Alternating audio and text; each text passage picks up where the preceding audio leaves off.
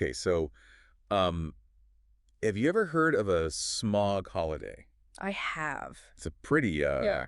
wild concept, right? It's like basically when a city shuts down because the air pollution is so bad that it's like dangerous to even go outside. Yeah. It's like you know how schools have snow days? Right. It's kind of like that, but for smog. Yeah, exactly. Like air quality is so bad that they just tell everyone like stay inside, don't go to work, don't go to school. It's like a dystopian novel or something, Yeah, it is.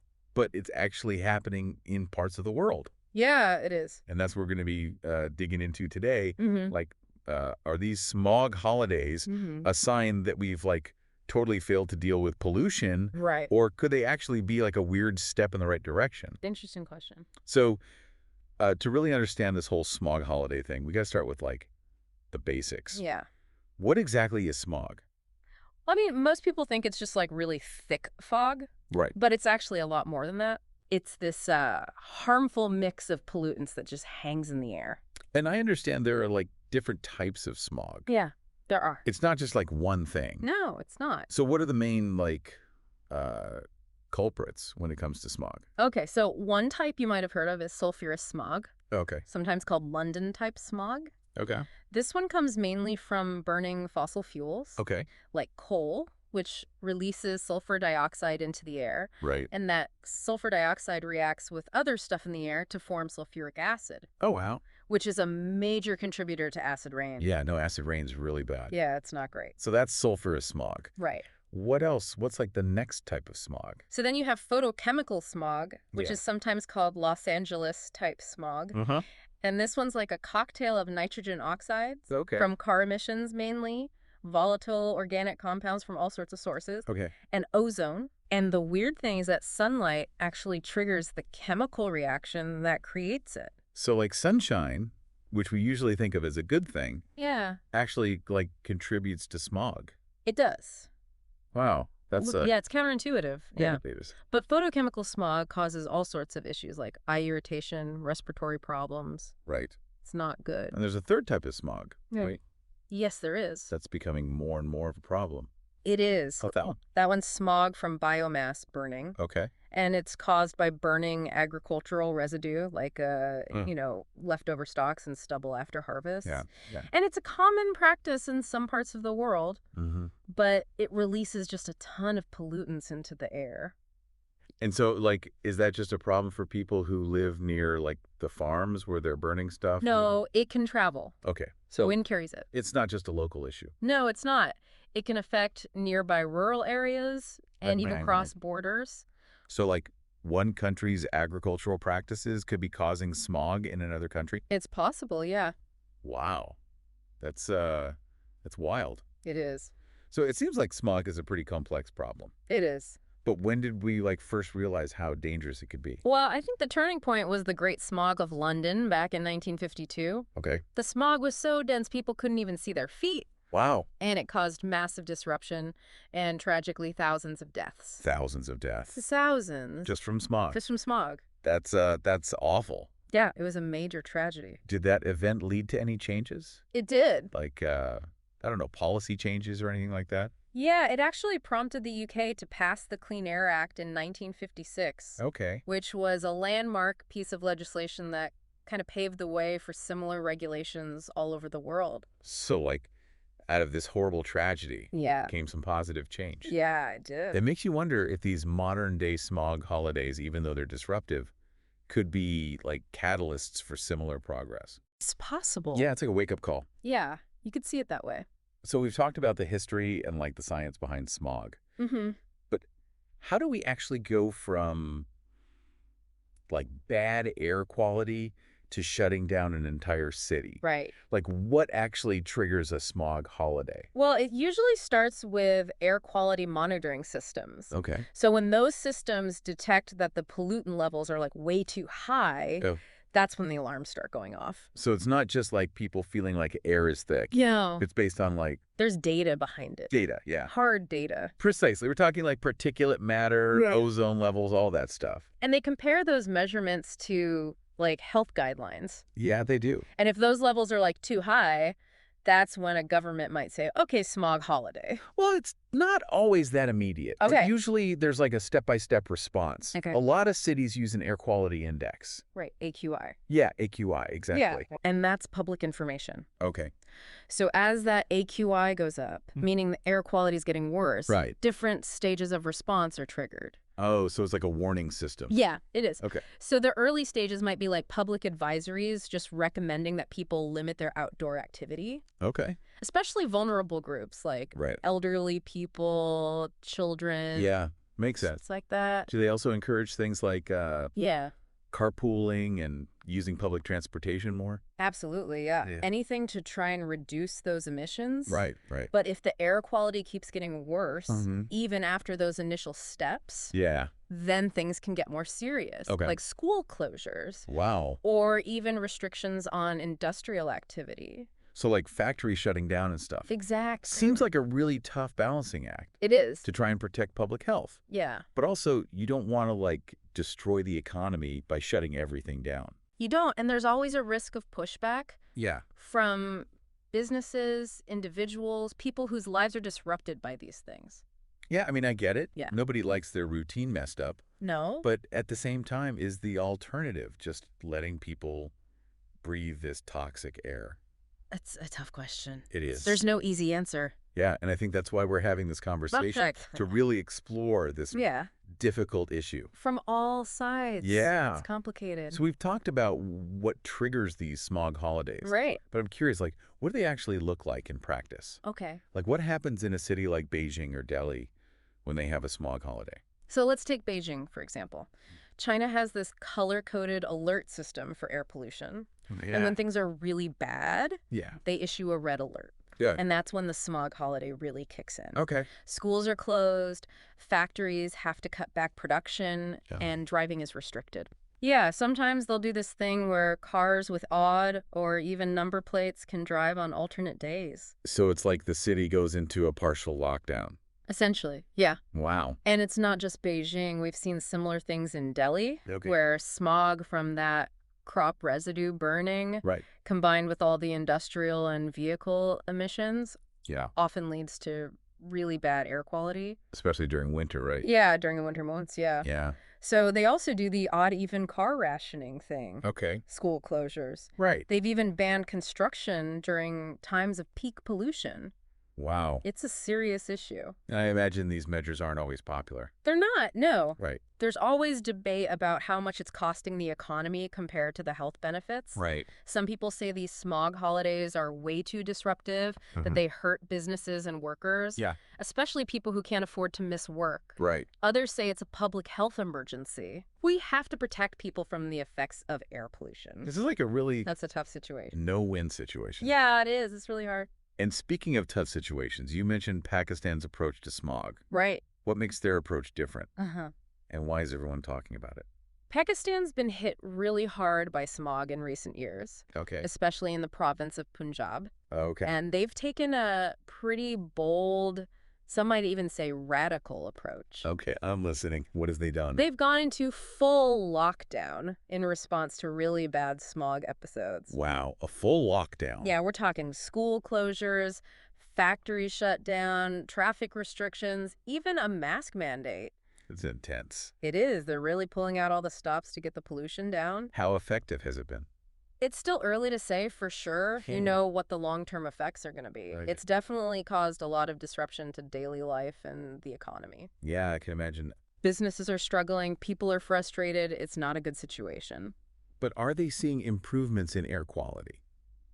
That's the big question. Yeah. The early data suggests that it has reduced pollution levels, Okay. but whether that'll last once the restrictions are lifted, Right. who knows? So it's kind of a gamble It is. with really high stakes. Yeah. You know, their citizens' health and well-being are on the line. Exactly. And the whole world is watching to see what happens. They are. If Pakistan's approach works, Mm-hmm. it could change how we deal with smog globally. It could, yeah. It's a really interesting case study. This is all really fascinating. Yeah. And it feels like we've just scratched the surface here. We have. Like, what are the potential benefits and drawbacks of Pakistan's strategy? Right. And could this be like a blueprint for other countries that are struggling with smog? Yeah. It's a big We'll question. dig into all of that right after this. Okay. Pakistan's approach, with those full lockdowns during bad smog, it's definitely gotten people talking. People have some strong opinions about it. Yeah, for sure. It's a big decision. Yeah. Trying to balance public health with the Right. economic and social costs. That's tough. Yeah, it is. So let's break it down a little. Okay. What are the potential benefits of Pakistan doing these lockdowns? Well, the most obvious one is that the air quality should improve pretty quickly Okay. if you're not having all those Right. schools and factories open. Right. Less traffic. Less traffic, all that stuff, it Yeah. cuts down on the pollution a lot. And that means fewer people getting sick, Yeah. especially people who are already vulnerable. Right. Especially the vulnerable groups like older people, kids, people with breathing problems. Makes sense. Yeah, it could really help them. But like you said earlier, Yeah. it's not all good news. No. What are some of the downsides of these lockdowns? Well, the economic disruption is huge. Yeah. Businesses have to close. Right. People can't work. Lose their income. Exactly. Yeah. And it's not just the big companies that suffer. Right. Think about all the small businesses, Mhm. the street vendors, people who work day to day. Yeah. They rely on people being out and about. Yeah. Now that makes sense. So it really hits them hard. It's a real dilemma, isn't it? It is. You might be saving lives in the short term by making the air cleaner, Right. but then you're also putting people's livelihoods at risk. You are. Yeah, It's a tough call. it is. Policymakers everywhere are trying to figure this out. Yeah. How do you balance public health with the economy? There's no easy answer. No, there isn't. And it's not just the immediate economic impact either. No, that's true. We have to think about the long-term consequences too. Yeah, for sure. Like what happens if you keep having these lockdowns over and over again? Exactly. Could that discourage investment, It could, yeah. mess up supply chains, Yeah, hurt economic growth in the long run? exactly. Those are all valid concerns. Yeah, some people might say that these lockdowns are just a Band-Aid. Yeah, Like they're not really solving the problem. right. They're just a temporary fix. Yeah. They don't get at the root of the issue. Because if you don't deal with the actual sources of the pollution, Yeah. the smog's just going to come back. It will. It'll just keep coming back Right. until you address the underlying causes. Yeah, so where do we even begin with that? Well, it's a big task.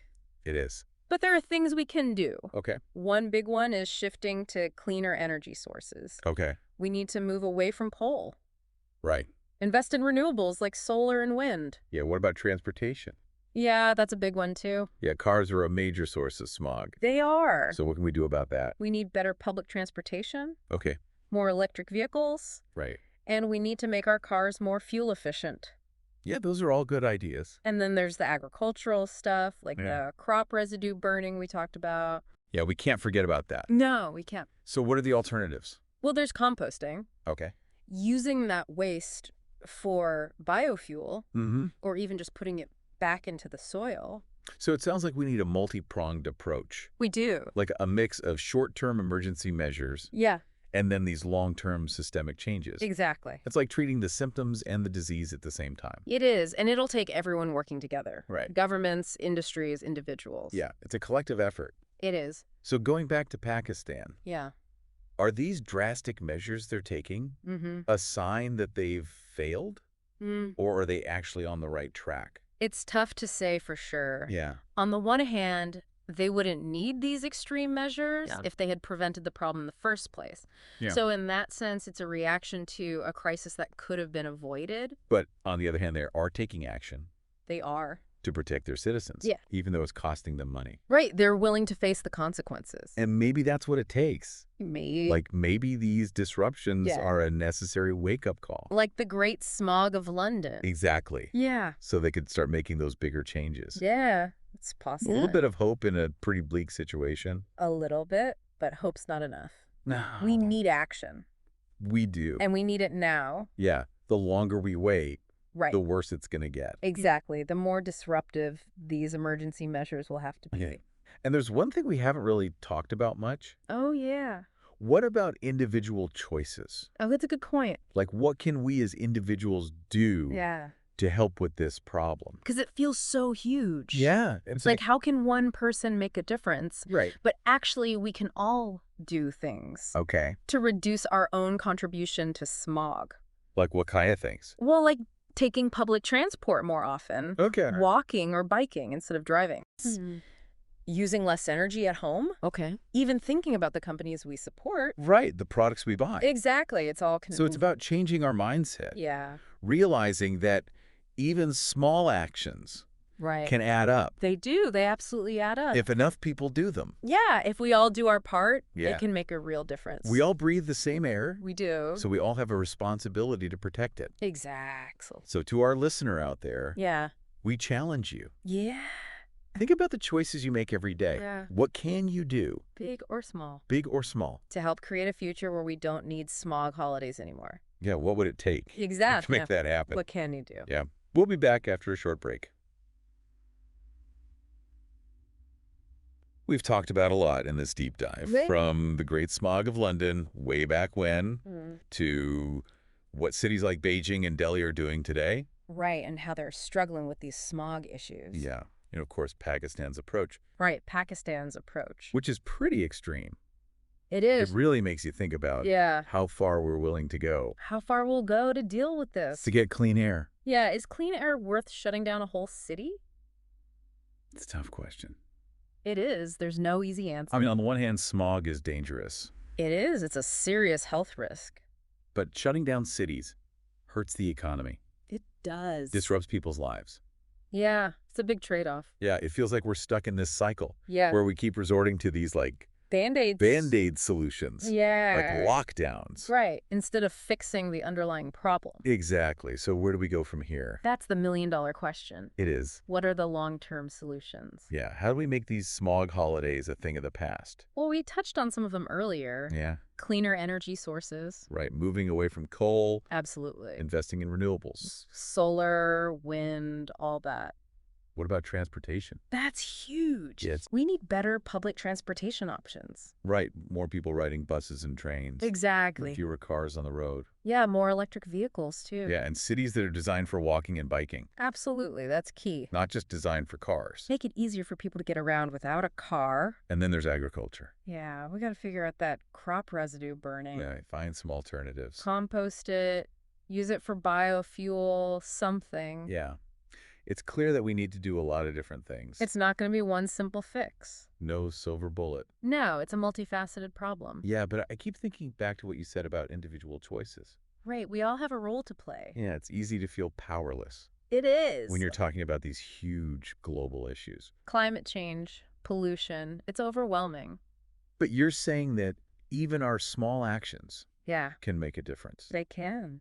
Like what we choose to buy, Yeah. how we get around, How much energy we use. all that adds up. It does, if enough of us do it. It's about recognizing that we're Yeah. all connected. We are We're all part of this, part of this ecosystem. and our choices matter. They do. So we started this whole conversation Mhm. asking if smog holidays are a sign of failure or a step in the right direction. Right. Are they a good thing or a bad thing? And it's still a tough question, It is. but maybe they're a little bit of both. Yeah, I think that's fair to say. They show us how bad the problem is, Yeah, they're a wake-up call. but they also show that we're willing to do something about it. We're not just ignoring it. So the real question is, Yeah. will we learn from this? Will we take those long-term steps Yeah. to prevent this from happening again? Can we create a world where we don't need smog holidays? That's the goal. That's what we should be striving for. We have the knowledge, we have the technology. We can do this. We can. We just have to choose to do it. It's a choice. Yeah. So thank you for joining us on this deep dive Thanks for having me. into the world of smog holidays. It's been a fascinating conversation. It has. Yeah. We hope you learned something And we hope it got you thinking. about what you can do Yeah, what can you do to help? to make a difference. To ensure a future where we can all breathe clean air. Thanks for listening.